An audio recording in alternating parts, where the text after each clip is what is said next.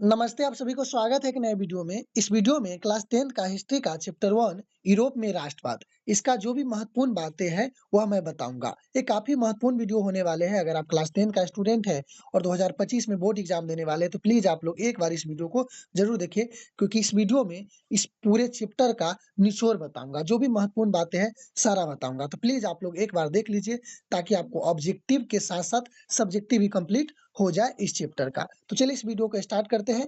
Video पसंद आएगा तो वीडियो को लाइक और नए हैं तो चैनल को सब्सक्राइब जरूर कीजिएगा। ठीक है, तो देखिए बहुत ही महत्वपूर्ण बातें सब है। आप एक दो बार इसको पढ़ लीजिएगा ना, एक बार इसको सुन लीजिए ध्यान से, फिर दोबारा आपको रटने की कोई जरूरत नहीं पड़ेगा। ठीक है ना, और आप कहीं भी एक बार पढ़ते रहिएगा, माइंड में सेट हो जाएगा। ठीक है ना, अगर आपका इसका पीडीएफ चाहिए तो आप टेलीग्राम और व्हाट्सएप ग्रुप नंबर पे जुड़ सकते हैं। इसका लिंक डिस्क्रिप्शन में मैं दे दूंगा। तो प्लीज आप लोग एक बार समझ लीजिए। अगर समझे रहिएगा तो आसानी से आप खुद पढ़ के भी समझ जाइएगा। तो एक बार समझ लीजिए। पहला है, राष्ट्रवाद की भावना का बीजारोपण यूरोप में पूर्ण जागरण काल में हो चुका था। यानी जो राष्ट्रवाद था वो इसका शुरुआत यूरोप में किस काल से हुआ? पूर्ण जागरण काल से हुआ। याद रखिएगा। ठीक है ना, राष्ट्रवाद की भावना का बीजारोपण यानी शुरुआत कहाँ से हुई थी? यूरोप में। किस काल से? पूर्ण जागरण काल से। इससे दो ऑब्जेक्टिव आपको कंप्लीट है कि राष्ट्रवाद की भावना कहाँ की शुरुआत कहाँ से हुई थी? यूरोप से। किस काल में? तो पूर्ण जागरण काल में। ठीक है ना, आपको इसी तरह से पढ़ना है कि राष्ट्रवाद की भावना का बीजारोपण यूरोप में पूर्ण जागरण काल में हो चुका था। ठीक। दूसरा है, प्रासा का चांसलर बिस्मार्क के नेतृत्व में जर्मनी का एकीकरण हुआ। यानी प्रासा के चांसलर कौन था? बिस्मार्क। बिस्मार्क कहाँ के चांसलर था? यानी प्रासा का। इसी का नेतृत्व में जर्मनी का एकीकरण हुआ। यानी जर्मनी का एकीकरण किसने किया था? बिस्मार्क ने किया था। याद रखिएगा। तो आपको याद रखना है, ताकि एक बात याद रखिएगा उससे 2-3 ऑब्जेक्टिव बन जाएगा। तो प्रासा के चांसलर बिस्मार्क के नेतृत्व में क्या हुआ था? जर्मनी का एकीकरण हुआ था। तो प्रासा के चांसलर कौन था? बिस्मार्क। और बिस्मार्क किसका एकीकरण किया था? जर्मनी का एकीकरण किया था। जीत के बाद सेल्सविक प्रासा के अधीन हो गया और होल्स्टीन ऑस्ट्रेलिया के को प्राप्त हुआ। यानी दो प्रांत थे, सेल्सविन और होल्स्टीन। ये जीतने के बाद सेल्सविन किसके अधीन हो गया था? प्रासा का ये प्रांत है। और होल्स्टीन किसके अधीन हो गया था? ऑस्ट्रेलिया का। ठीक है ना, गणतंत्र या प्रजातंत्र फ्रांस की क्रांति के देन है। किसी भी देश में यानी गणतंत्र या प्रजातंत्र है, इसकी किसका देन है? तो फ्रांसीसी की क्रांति। फ्रांसीसी की क्रांति कब हुई थी? 1789 में हुई थी।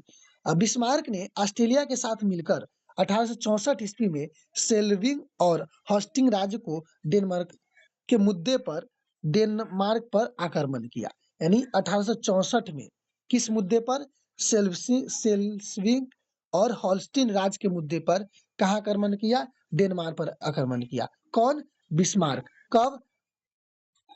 1864 में। ठीक है, 6 जुलाई 1830 ईस्वी को क्रांति के परिणाम स्वरूप फ्रांस में बुर्बो वंश का शासन का अंत हो गया। यानी जुलाई 1830 में जो क्रांति हुआ, उस क्रांति के बाद क्या हुआ?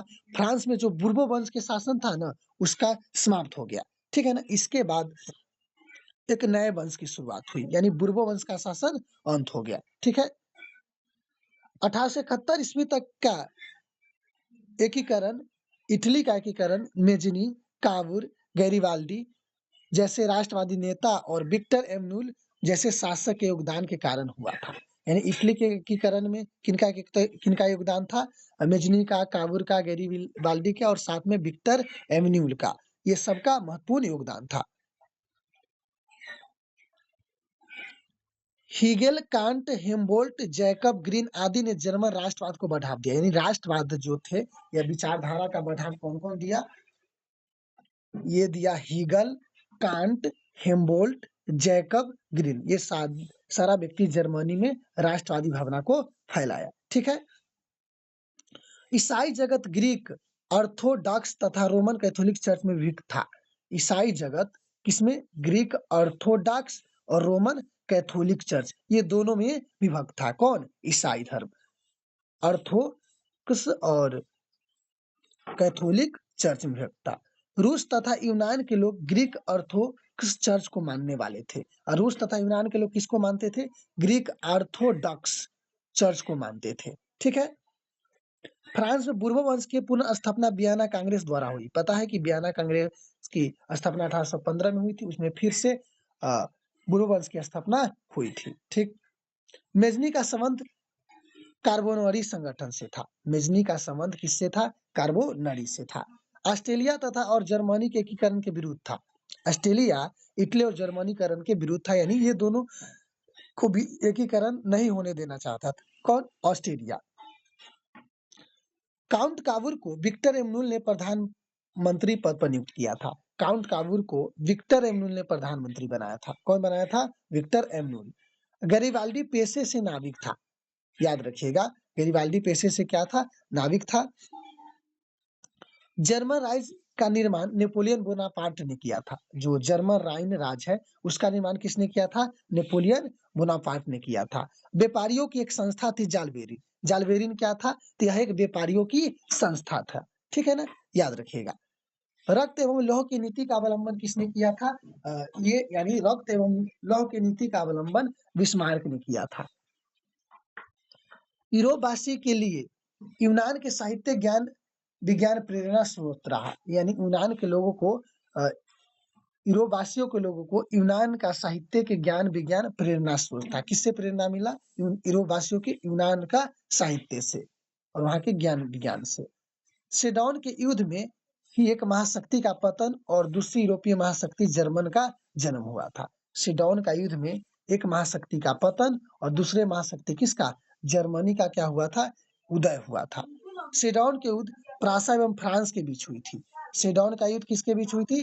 फ्रांस और प्रासा के बीच हुई थी। ठीक है, याद रखिएगा, सेडौन का युद्ध प्रासा एवं फ्रांस के बीच हुई थी। 1848 ईस्वी की फ्रांसीसी क्रांति में पुरातन युग का अंत हुआ। जब 1848 में फ्रांसीसी क्रांति हुई ना, उससे क्या हुआ? पुरातन युग का अंत हुआ। ठीक है। यूनान ने एक स्वतंत्र राष्ट्र घोषित करने के बाद बवेरिया के शासक ओटो को वहां के राजा घोषित कर दिया। यूनान के एक स्वतंत्र राष्ट्र घोषित करने के बाद बवेरिया के शासक कौन था? ओटो को राजा घोषित किया गया। हंगरी की राजधानी बुडापेस्ट है। याद रखिएगा, हंगरी की राजधानी क्या है? बुडापेस्ट है। याद रखिएगा, बुड्ढा होना चाहिए था। मेजनी साहित्यकार, गणतांत्रिक विचार के समर्थक और योग सेनापति था। मेजनी कौन था? मेजनी साहित्यकार था, गणतांत्रिक विचारों का समर्थक था और योग सेनापति था। आप इसको पढ़िएगा ना तो माइंड में सेट हो जाएगा। वियना सम्मेलन कब हुआ था? 1815 में हुआ था। वियना सम्मेलन का मेजबानी ऑस्ट्रेलिया के चांसलर मेटरनिक ने किया। वियना सम्मेलन 1815 में हुआ था। इसका चांसलर कौन था? मेटरनिक था, जो इस सम्मेलन का मेजबानी कर रहा था। ठीक है ना। और कब हुआ था? 1815 में। कहा हुआ था? ऑस्ट्रेलिया में। इसका चांसलर कौन था? इसका चांसलर यानी ऑस्ट्रेलिया के चांसलर मेटरनिक इसका क्या कर रहा था? मेजबानी कर रहा था। लाला लाजपत राय ने गैरीबाल्डी का जीवनी लिखी थी। लाला लाजपत राय।